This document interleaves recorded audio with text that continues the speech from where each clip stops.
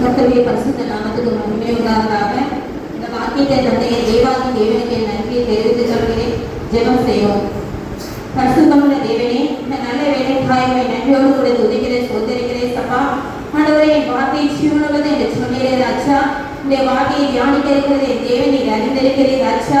ஆண்டவரே, அது 60-30 தகப்பனை சோதரே. சபா அது நல்ல நிலத்தில் விதைக்கப்பட்ட விதைகளாய் அது எனக்கும் மற்றவர்களுக்கும் பிரயோஜனமாய் காணப்பட என் கர்த்தர் தகப்பனே, இந்த வேலையை நீ உதவி செய்ய முடியாது சொல்லிக்கிறேன். அடியரை மறைத்து என் தேவன் நீர் வெளிப்படும்படியாக சொல்லிக்கிறேன். சபா இந்த கர்த்தரை தாண்டி ஒப்புப்படுகிறேன். பொறுப்படுத்துகளுங்க இயேசு கிறிஸ்துவின் ஜெபங்களின் சூழ்நிலை நல்ல பிதாவே, ஆமென்.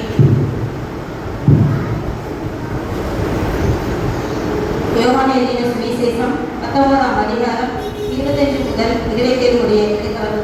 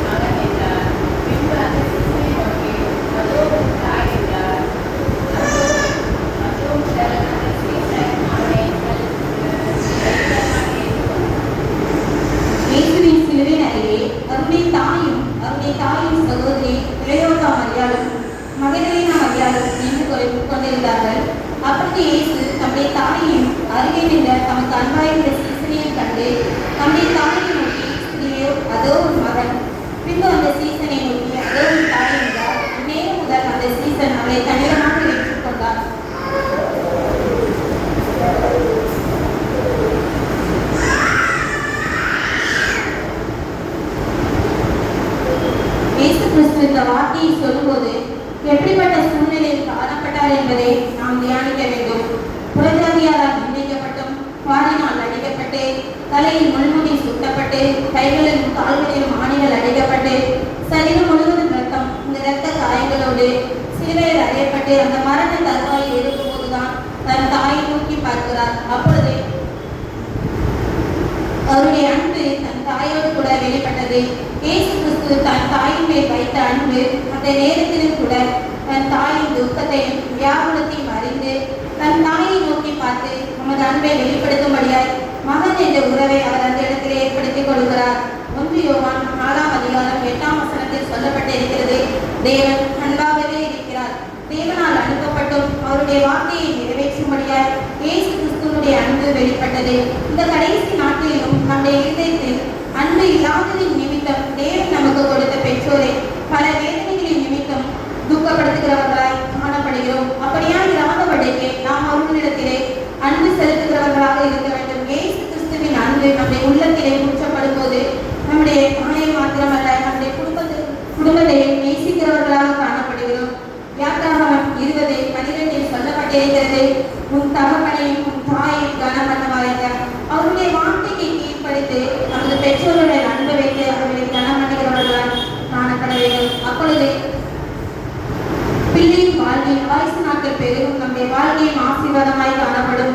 அவருடைய வார்த்தைக்கு கீழ்ப்படியாமல் பெற்றோர்களை அசட்டை பண்ணும்போது நீதிமொழிகள் 30ஆம் அதிகாரம் 17ஆம் வசனத்தில் சொல்லப்பட்டிருக்கிறது, தகப்பனை அபியாசம் பண்ணி தாயின் கட்டளை அசட்டை பண்ணுகிற மண்ணை நதியின் காவல்கள் விடுங்கும், தலையின் குஞ்சுகள் தின்னும் என்று கூறி பெற்றோருக்கான முக்கியத்துவத்தை வலியுறுத்தினார். நம்முடைய தாய் தகப்பன்மார்கள் தன்னுடைய பிள்ளையின் நலனுக்காக மாத்திரமல்ல, நல்ல புத்திமதிகளையும் நல்ல ஆலோசனைகளையும் சொல்வாங்க. அதை உதாசீனப்படுத்தாதபடி, அதாவது அசட்டை பண்ணாதபடிக்கு அவருடைய வார்த்தைகளை ஏற்றுக்கொள்ளும் போது இப்படிப்பட்ட சாபங்கள் நம்மை வராதபடிக்கு தேவன் நம்மை காத்துக்கொள்வார். பெற்றோர்கள் பிள்ளையின் கிட்ட எதிர்பார்க்கிறது அன்பு மாத்திரமே. அதை அவர்கள் மேல் செலுத்தும் போது தேவனுடைய அன்பு நம்மை வெளிப்படும். அந்த அன்பின் வெளிப்பாடுதான் அரவணைப்பு.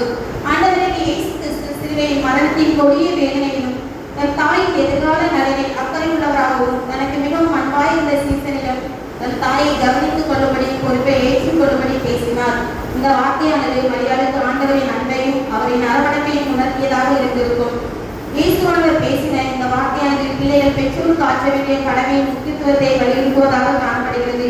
ஏனென்றால் தேவன் தம் ஜனங்களுக்கு கொடுத்த 10 கட்டளைகளில் 5வது கட்டளையாக தகப்பனையும் தாயையும் கனம் பண்ணுவாயாக என்று அப்படி சொல்வதனால் பிள்ளைகளின் வாழ்வில் ஆயுசு நாட்கள் நீடிக்கும். இயேசுவானவர் தேவனின் சித்தத்தையும் தேவனின் வார்த்தையை கைக்கொண்டு வாழ்ந்து ஒரு மனிதராகவும் நம் ஒவ்வொருவருக்கும் அவர் முன்மாதிரியாக இருந்து நாம் அவரை பின்பற்றி வாழும் அநேக நற்செயல்களை நமக்கு இட்டு சென்றிருக்கிறார். 1 பேதுரு 2:21 சொல்லப்பட்டிருக்கிறது. அவருடைய முன்மாதிரியை நமக்காக வைத்துவிட்டு போகிறார். அதாவது அவருடைய அடிச்சுவடுகளின்படி நாம் நடக்க வேண்டும் என்று சொல்லி, அவருடைய அடிச்சுவடுகளில் நாம் நடக்கும் போது அவர் தேவன் நம்மை மகிழ்கின்றவராக காணப்படுவார். நாமும் தேவ வழியில் நடக்கின்ற ஒரு ஆவிக்குரிய பாத்திரங்களாகவும் தேவனால் அங்கீகரிக்கப்படுவோம். இயேசுவானவர் பேசின 3வது வார்த்தையின் மூலம் நாம் கற்றுக்கொள்ள வேண்டிய ஆவிக்குரிய பாடம், முதலாவது நம் பெற்றோரின் நலனில் நாம் அக்கறை கொள்ள வேண்டும். மரியாதையின் வாழ்வை குறித்து அக்கறை உள்ளவராகி தனக்கு அன்பாய் சீசனிடம் தன் தாயை ஒப்படைத்தார். யோசேப்பும் அந்த பஞ்ச காலத்தில் கூட யோசேப்பு தன் தகவல் நலனில் அக்கறை உள்ளவராக காணப்பட்டார். தன்னிடத்தில் உள்ள நன்மையை தன் தகப்படுத்த வேண்டும். நம்முடைய வாழ்வில் நமக்கு தேவன் தந்திருக்கிற பெற்றோரின் நலனில் அவர்களுக்கு செய்ய வேண்டிய கடமைகளை நிறைவேற்ற வேண்டும். 2வதாக பெற்றோரின் தியாக செயலை நினைவு கூற வேண்டும். இயேசுவானவர் சிலுவையில் தொங்கும் நிலையிலும் கூட மரியாதை தியாக செயலை நினைத்தது நிமித்தம் இந்த வார்த்தையை கூறியிருக்கின்றார். எனவே நாமும் நம் பெற்றோரின் தியாக செயலை நினைவு கூற வேண்டும். அவர்களை உதாசீனப்படுத்தக்கூடாது. மரியாள் இயேசுவின் பிறப்பில் அவள் சந்தித்த சவால் கன்னியாக இருக்கும்போது தேவனுடைய சித்தத்தை ஏற்றுக்கொண்டாள். மரியாள் லூக்கா 1:27-38 மரியாளை பற்றி சொல்லப்பட்டிருக்கிறது. மரியாள் சரீர பிரகாரமாக திருமணத்தில் இணைவதற்கு முன்பு கருவுற்றாள். அது அந்நாட்களின் மிகப்பெரிய தியாக செயல். சமுதாயம் அவளை ஏளனமாக பார்த்திருக்கலாம். இருந்தாலும் இயேசுவின் பிறப்பில் முக்கிய பங்காகினார். அதே போல் யோசேப்பும் மரியாள் இயேசுவை பராமரித்தார்கள். ஹெரோதின் கைக்கு நீங்களாக்கி பாதுகாத்தார்கள். மத்தேயு 2:13 சொல்லப்படும். இப்படியாக மரியாள் பல நிந்தைகள், அவமானங்கள், தியாகங்கள் என செய்து இயேசுவின் வாழ்வில் நல்ல ஒரு பெற்றோராக இருந்தார்கள். எனவே இயேசுக்காக மரியாளின் தியாக செயலை நினைத்து நாமும் நம்முடைய பெற்றோர்கள் நமக்கு செய்த நன்மைகள் தியாக செயலை நினைக்கிறவர்களாக இருக்க வேண்டும். 3வது நம் பெற்றோருக்கு நன்றி உள்ளவர்களாக இருக்க வேண்டும். இயேசுவானவர் தன் தாயாகிய மரியாளுக்கு நன்றி உள்ளவராக இருந்தார். எல்லோருக்கும் நன்றி உள்ளவர்களாக இருக்கணும். அதாவது குறிப்பாக பெற்றோர்களுக்கு நன்றி உள்ளவர்களாக இருக்க வேண்டும்.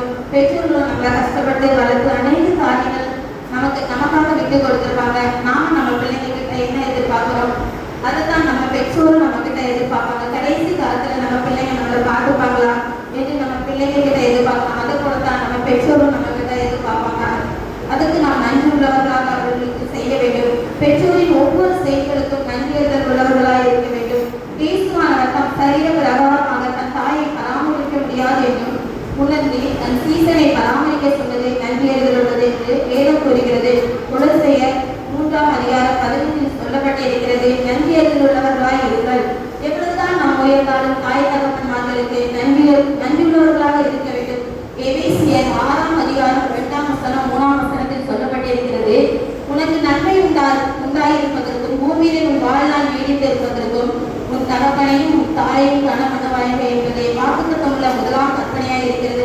அவருடைய கட்டளையும் அவருடைய கற்பனையும் அவருடைய வாக்குத்தத்தமும் என்னவென்றால் தாய் தகப்பனை கனமணிகிறது.